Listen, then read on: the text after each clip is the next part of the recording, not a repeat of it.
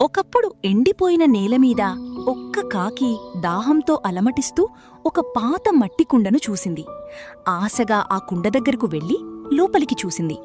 కాని కుండ అడుగున చాలా తక్కువగా ఉన్న నీటిని తన ముక్కుతో అందుకోలేకపోయింది.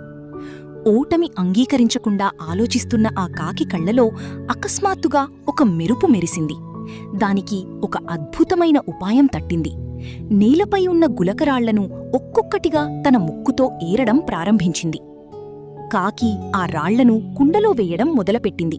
రాయి నీటిలో పడిన ప్రతీసారీ నీటి అలలు కుండ గోడలను తాకుతూ కాంతివంతంగా కనిపించాయి. కాకి చాలా వేగంగా పనిచేస్తూ మరిన్ని రాళ్లను కుండలో వేసింది. రాళ్లు కుండ అడుగున పేరుకుపోవడంతో నీటి మట్టం నెమ్మదిగా పైకి రావడం ప్రారంభమైంది. చాలా కష్టపడి చెమటలు చిందిస్తూ ఒక పెద్ద రాయిని తెచ్చి కుండలో వేసింది. ఆ రాళ్ల బరువుకు కుండ కొంచెం అటూ ఇటూ కదిలింది. చివరికి నీరు కుండ పైభాగం వరకు వచ్చేసింది. కాకి తన ప్రతిబింబాన్ని నీటిలో చూస్తూ నీరు తన ముక్కుకు అందేంత ఎత్తుకు వచ్చినందుకు ఎంతో సంతోషించింది. తృప్తిగా నీటిని తాగి తన దాహాన్ని తీర్చుకుంది.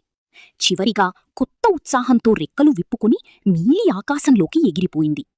చూసారా పిల్లలు, పట్టుదలతో ఆలోచిస్తే ఏదైనా సాధ్యమే అవుతుంది.